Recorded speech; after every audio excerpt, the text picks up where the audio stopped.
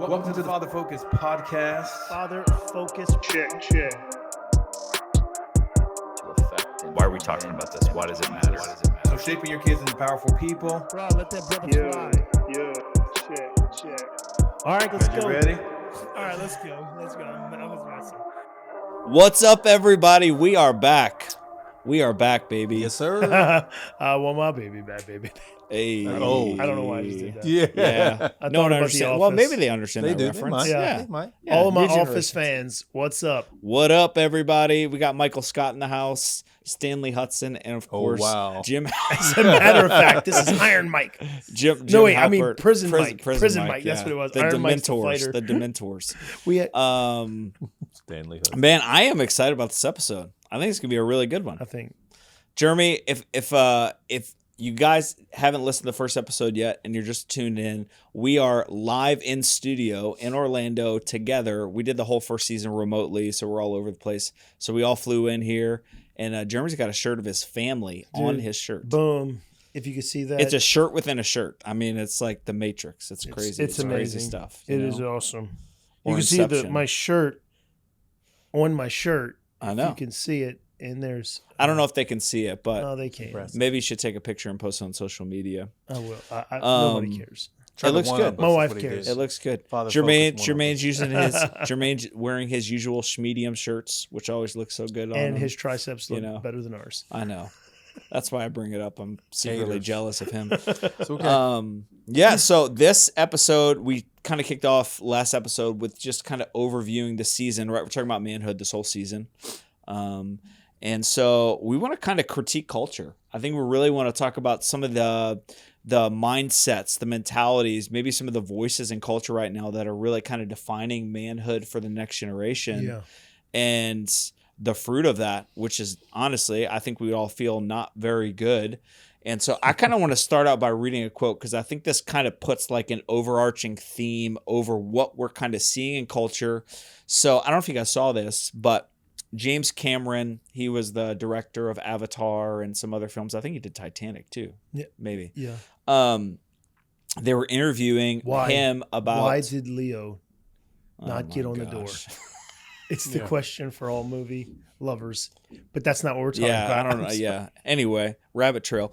Random. So he was being interviewed about early on in his career as a producer, and he talked about testosterone, right, which we know is a naturally inducing hormone in people, especially higher levels in men. Obviously, he called it a toxin, and he said I always think of testosterone as a toxin that you have to slowly work out of your system. And I kind of read the interview, and basically what he was saying was that early in his career, his masculinity, his testosterone was actually a problem for him as a director. And because of that, he was a bad person and needed to change. And as he's gotten older, he's realized that the real issue was his testosterone. As he's learned to kind of rid himself of that toxic masculinity, he's become a better person. I want to know what you guys think about that quote. I mean, a toxin's a poison, right? Right, exactly. Right. So Essentially, that's what he's saying. So you're saying something that's been you chemically have naturally Right. is a poison that needs to be you need to rid your body of. Eradicate it. Right. Completely. It sounds like the smartest thing I've ever heard. That's actually what I thought too when I heard it. Like, Oh, yeah, wow, just- we need to like get this guy in the Profound. schools teaching. Man, just get rid of Yeah, no, it's actually ridiculous. I don't know, like maybe our generation is the only one that even entertains some of literally the stupidest things imaginable. And we entertain it and we prize these Yeah. people and think like, oh man, how brave you are to speak out about toxic masculinity. And, and from my perspective, I think toxic masculinity is the kind of masculinity or the kind of voice that starts to, what shall I say, to blur the lines between what is actually man and actually woman Right. and say, look, no, there is a distinction and that is okay. It's okay to have a man and have a woman. And Absolutely. I leave it mean, at that. and I say if you're going to define what is toxic masculinity, you have to then define what is toxic femininity. Yeah. So there's a word that we're not hearing. We're not bashing one or the other, but to have one toxic There's got to be another toxic. Right. And so I'm like, Right. what do those two things look like? Right. I mean, men and women are different, and it's beautiful that we're both different. And can men have issues? For sure. But is it a character flaw? Yeah, is that's it what I was going to say. anger issue? Right. Yep. Go ahead. Or is it- Well, I think people are good at identifying a problem, but not good at diagnosing a problem. And so here's what he did. He said, hey, early in my life, I was rude, I was demeaning, I was chauvinistic. And so he equated that to his masculinity being the root of the problem. okay. Him being a man was not the issue. Right. His biology was not the problem. His Right. character, Yeah. his Right. brokenness as a Right. human was the issue, and he misdiagnosed the problem. But what we have then is people hearing that Right. statement, taking it at face value and saying, there's something inherently wrong with me as a man that I need to change. I didn't Right. choose my biology, but I need to change it because there's something wrong Yeah. with it. And I think that's an That's a issue. great Problematic for sure. Dude, that's a great point. Like literally attacking the wrong thing. That's Right, what you right, just right. said.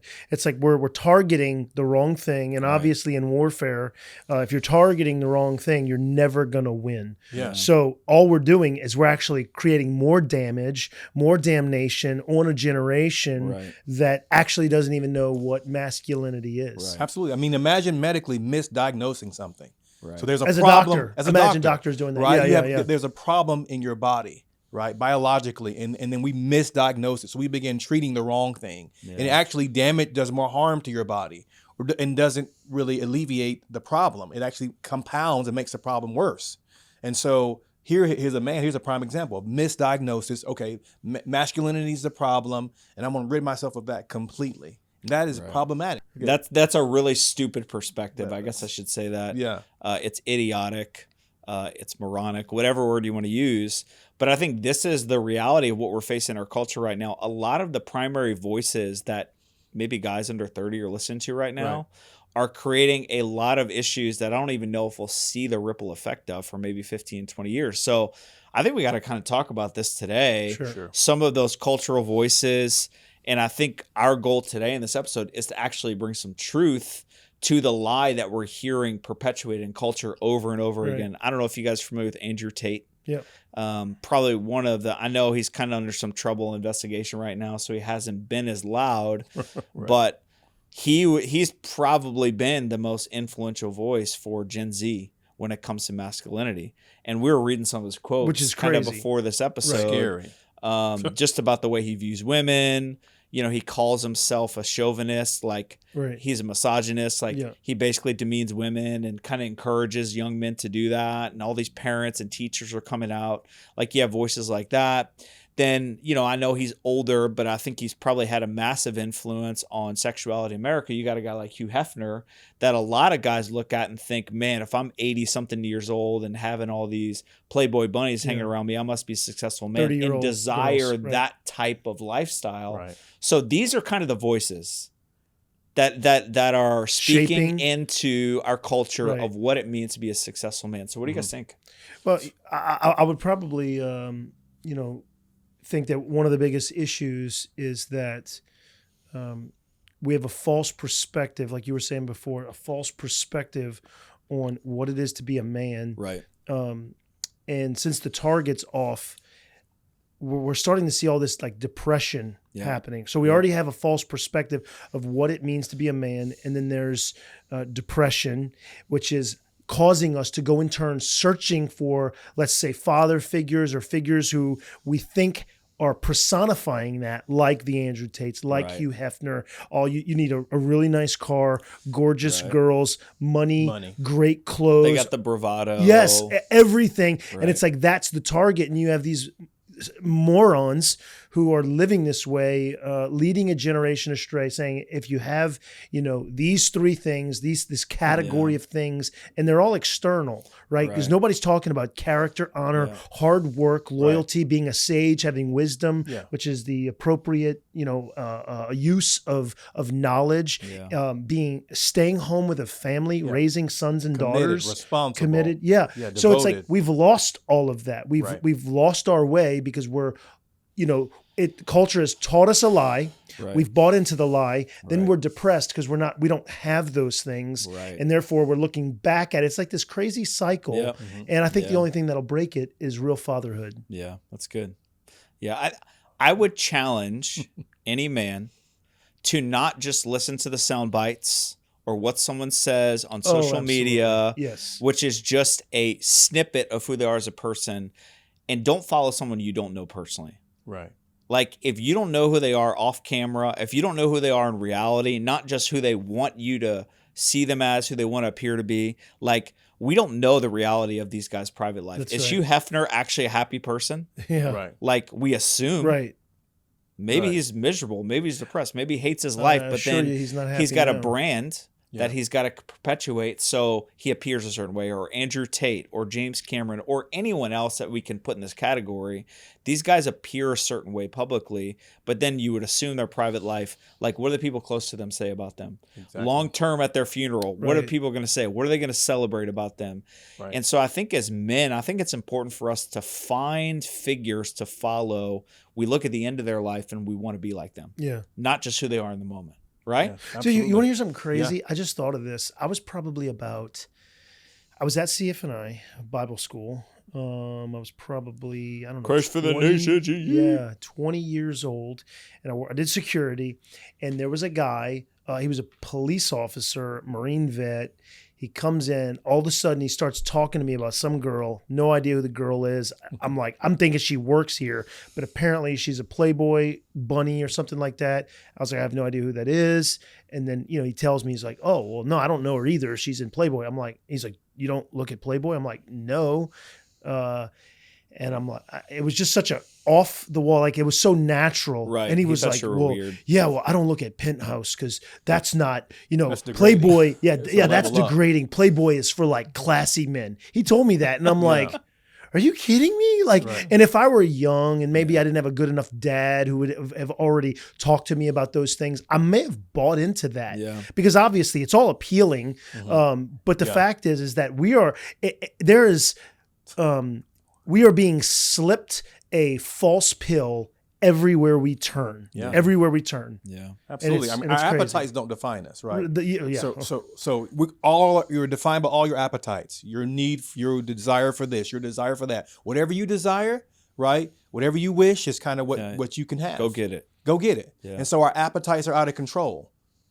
Is that fair to say? And then so when we promote this whole crazy appetite, just fulfill your appetites. When you need it, you want it, go get it. Hustle. In the hustle culture, it's good, but it Right. also has its downside. Right. When appetites rule, you have what you have right now. Right. You have the Hugh Hefners. You have the Yeah, I think it's a lot of external things that we value Yeah. as the metric system for Yeah. what it means to be a successful man, but we're not talking about the internal reality. right. Like, no matter how nice your house is, no matter how nice your car is, Right. no matter how much money in the bank account, you got to lay in your bed every night and be okay with the person that you are. Yeah. Absolutely. And none of that stuff will shift what's happening internally in men. And I think that's one of the problems we're facing in society right now is everything's external. We're not talking about the Yep. internal. Yep. We're not talking about the soul of a man, which is highly critical because everything flows, right? What does scripture tell us? Yeah. Everything flows from your heart, like Yeah. everything. Yeah. And so I think like that's one of the issues we're facing right now is, I mean, it's actually kind of annoying and funny at the same time. So, I've been going to the gym. I That's hate funny. it, but I go anyway. I know it is hilarious. You should see my face when I'm there. But literally the gym, guess who the gym's filled with now? This wasn't like this 10 years ago. It's like 13, 14, 15-year-old guys. Really? I mean, they're doing Yep. one set and flex in the mirror for Yeah. 20 minutes. I mean, it's so stupid.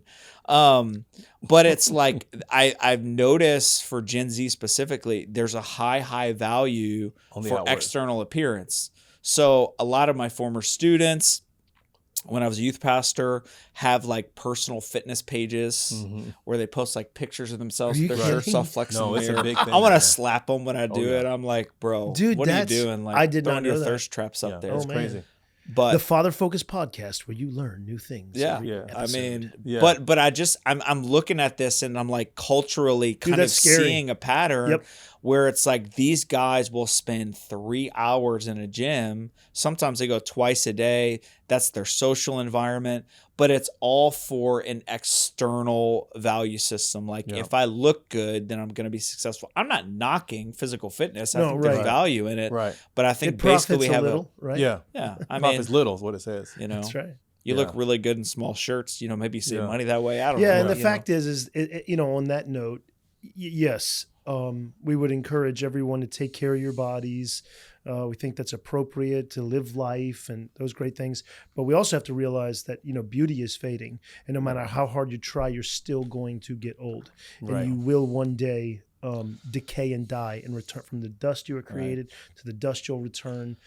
Great place. But it's like we're investing maybe too much something or I'm trying to think how to It's out of balance. It's in that. balance. Yeah, it's out of balance. Yeah. Good way to say that. And we're not investing in the things that are going to be able to actually carry us in a long term. Yeah. Right. Like literally like schooling. Imagine Yeah. if these teenagers were to place, a little bit more of a value on their education. Yeah. What would our world be like? Right. What would their children be like? Right. Yeah. Rather Investing in things that are going to outlive us, right? What you're Right. saying. Yeah. They're going to be here when we're gone, right? Mm. What do we be remembered for? What will we Yeah. be known for? Yeah. So, but I think like, again, I know Nathan said, well, that was before we started, as we were just kind of talking before. He doesn't like the term toxic masculinity.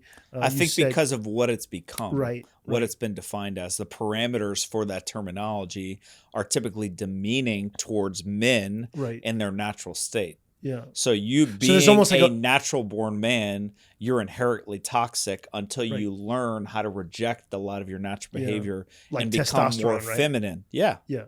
Yeah. Yeah. No, and I agree. He was basically talking, we already have a word for it, Yeah. right? Chauvinism. Chauvinism. And Right. and I Idiots, appreciate that. No, Yeah. I appreciate that.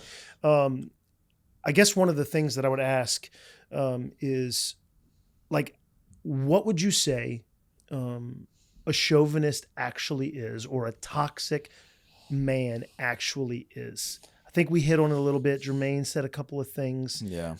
Is it, do you remember what you said? What did a I say? second I don't ago? remember. Okay. Just Yeah. I guess I was trying to lead the question. You're but, fine. You were talking about we're not being led by our appetites. So Yeah. obviously men are aggressive. We are strong. We are leaders, and we should be growing in order to be sages and Yeah. all those different things. Right. But it's the imbalance of all of Yeah. those things that makes Yeah. it wrong. So Yeah. the fact that we have a sexual desire doesn't make us evil Right. and have to suppress that, but everything out of balance Right. will begin to make us Yeah. that chauvinist or Yeah. a Those things have to toxic- be refined. Okay. Or the biblical word would be redeemed. We have to Yeah. redeem these things. It's Okay. a biblical word. It's to take something back, to bring it back to what it was intended to be. Right. They have or refining jewelry, like gold is refined. Precious metals and oils are refined, right? So you have to refine these things. They're not bad in of themselves. They just need to be refined. And I think refinement would be a better word, or maybe Sure. Or discipled. We grow into it. We're Right. taught. Yeah. Right. To restrain in some Right. sense. Like there are, like, we can't just eat anytime and everything we want. Right. We've got to learn to master our appetites. Yeah. Yeah, it's And the toxicity is not mastering those Right. appetites. It's a man right? without restraint. Yeah. Exactly. Well said. Yeah, and so it's like getting a pet. So we have a puppy. She's awesome, but we've realized, and I've worked with her, but I'm Your at work dog's a a lot. puppy. That thing's huge. She's huge. She's only 9 months old, Wow. but she's a golden doodle, so they just look big, and she's got a lot of hair. It's true. And so my kids love her, and she's I great. need But to I've get a dog. realized I think Jermaine's gonna cut some of her hair off and put it on his my head. and see. That will look really strange. Especially because the dog was like white. It's black and white spots. That's why we call her Pepper. And so she is. I've told my kids, like, look, they've showed her instances where she's been out of control. Like Yeah. she's been, she's showing. She looks bigger than she is, and she's showing her youth. She lacks restraint in certain areas. Right. And so she's not. We don't throw the puppy away and say she's terrible. We need to beat her. We need to, do some kind of a therapy to get her to not be a dog. We have to That's train right. her. We have to discipline her. We have to teach Yeah. her. Can you allow your your dog to identify as a cat? I guess hypothetically, I wouldn't understand you. Or tell your dog, you're bad for being a dog. No, she's a Right, dog. right, She's right. a puppy. So we understand training and that's refining good. and discipling. That's but when good. it comes to this, it's like we throw everything out. Right. We just say Yeah. it's all together. It's bad. Yeah, you're right. I think you asked the question, how do we define toxic masculinity? I think I want to speak to a very specific issue because Okay. I think there's a lot of things specifically, but I think it's a man without discipline. I think it's a man without control. I think it's a man that doesn't understand he needs to put himself under boundaries. It's a man who feels like whatever he wants, he goes after.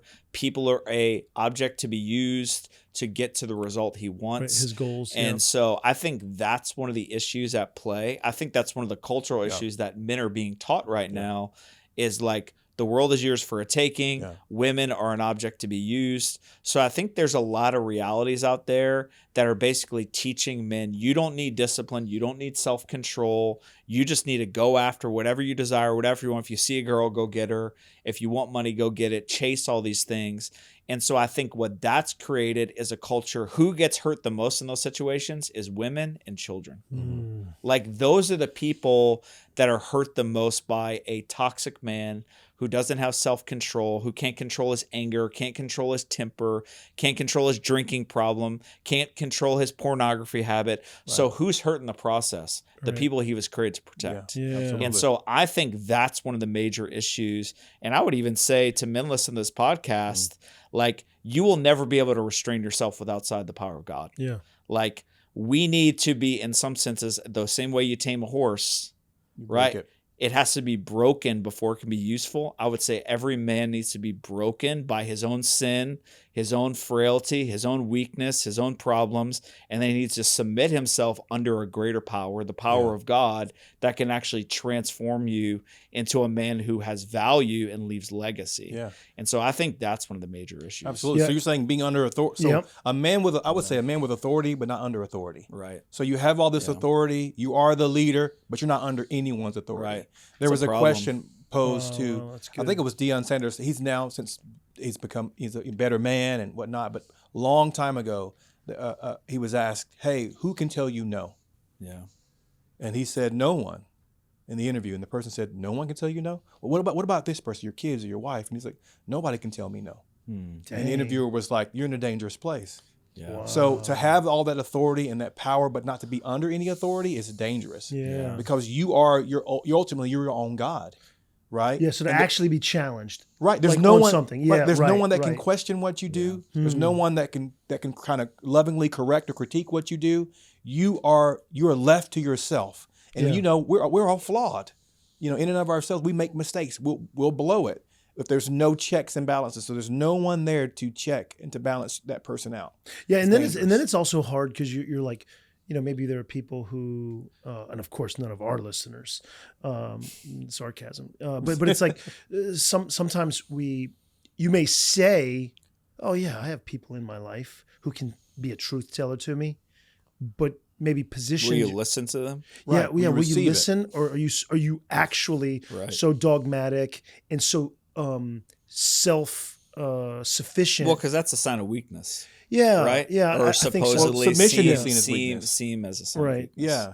Yeah. Or humility is seen as weakness. Right. Or you mentioned being broken. Like people see these things as bad things, as weak things. To be vulnerable, a vulnerable man, a transparent man, an authentic man, a humble man. Right. We see Yeah, these yeah. things as not manly. This person's contemplative. You know what I mean? There's this is a man. This is what a man is not. Yeah. And I think there's other sides to manhood that are being tossed aside or even not even being Right. considered. Right. Well, we have to think about what the purpose of our manhood is. Right. And it's not just self-fulfillment. Like No. that's not the ultimate goal. It's nice to be self-fulfilled. I'm not saying you need to be miserable your whole life, Right. but there is a greater purpose. And I think if men don't understand their strength is meant to serve others, not to Absolutely. abuse others and to use others for your own purpose, then you're never going to be who God created you to be. And so I know we're going to talk a lot about that in future episodes, but I think really what we want to try to do is dissect and hopefully through the power of the Holy Spirit, get inside our hearts and reveal the lies that we've believed about masculinity and manhood Yeah. from culture that are actually destroying who God created us to be. I don't know if you guys have a few takeaways, but I think one of the big things for me on this episode is this idea that men need to surrender to the power of God to be who God's called them to be. That it's got to be, the internal reality's got to change before anything externally of significance can happen in your life. And I know for me in my own life, it's like anything that good has come from me did not originate in me. Right. Like it came from my, I would say my wisdom to surrender to God and his power and listen to his voice and allow him to transform me into a different type of man. Yeah. And anything good that I've done is because of him, not because of me. Absolutely. Absolutely. So you have something that you're looking to, Right. another source that you're looking to Yeah. help define for sure. who you are as a man. Oh man, you guys wouldn't like me if I didn't have Jesus. That's for sure. I knew him before he had Jesus, and I did not like him. Yeah. His name was Neil. Neil. Yeah, he used to call me Neil all the time. Really got on my nerves. Random. So random. You guys got any takeaways? Yeah, go ahead, Dre. Yeah. So I think the big thing that we discussed today was looking at what is the false view of what it is to be a man. Yeah. Toxic masculinity, chauvinism, however you want to define it. Our culture seems to want to talk about toxic masculinity at the moment, so we'll just leave it there. And really, it's just the thing that is distorted. And that's what we want people to take away today. At least I think it's the distortion of what it of all the natural faculties in the masculine life that has been built in. It has been designed in you. Last episode we talked about we're image bearers of God. He created them male and female, and both male and female are distinct and personifying certain qualities and attributes of the Godhead. And as men, we do shine forth some of those qualities, and sin is a distortion of those qualities, wanting to either underperform or overperform, right? So for me to be strong, I have to be the strongest person in the room. I got to be able to beat Jermaine on an arm wrestling match. Can't do it. I want to fight him. I want to cheat in order to be able to do that. I want to, or to be too humble. Like, so one way or another, I'm going to distort the balance. And I think what Nathan is saying, according to Galatians 5, the fruit of the Spirit is love. It's God's Spirit that is producing those qualities in us. And they look different in men and women. You can have a strong woman, and I think that's godly. You can have a strong man that's godly. They're going to look different. And so the where we get into the error is when it doesn't comparing them to each other. Yes, and blurring the lines. The lines. I don't want to blur the lines. I want to be a man. I want men to be men, women to be women, and together we'll have a beautiful family. Absolutely. So. I think something that was key that was said was you mentioned blurring the lines. And part of our makeup is protectors, right? Yeah. We're defenders. Something that we have to guard. It's how we're made, how we're designed. It's amazing. It's amazing how a woman births a child. Even there's things that make that's strength in that. That's beautiful. And so those are two different things, but both require strength. To birth a child requires strength. To protect the family requires strength. And so both can be celebrated. That's right. You know what I mean? Not to be competed one towards another and critiquing. It's complementary and complementing one another. And so I think there's a I would say like out of alignment. We want to get back into an alignment, like a car being out of aligned and has to be realigned. And so that's kind of how I see it. That's really good. Yeah, I think a big takeaway for every guy listening to this episode, share this with other guys, is you need to get a model of what true manhood is. And we're all followers of Jesus, which means for us, the perfect man to follow is the man Jesus. Yes. So look at the Gospels and study his life. Like, he personified all the healthy ways that men act. He showed extreme emotion, anger, but also extreme emotion of pain, sadness, sobbing, right? Jesus wept. And so if you're looking for a model, don't look to culture. Don't look to someone who has a lot of money or successful in one area of their life. Look to Jesus as your example and find men who are trying to look like him too. I think that's a good place to stop. I hope this episode helps you guys. We're going to ask you guys, man, share this with people. We really feel like there's men out there that need to get courage to be who God's created them to be. That's what this whole season is about. And so share us with somebody, follow us on social media, and give us feedback on how it's helping you guys. We will see you again soon. Peace out. Yes. Good job, guys.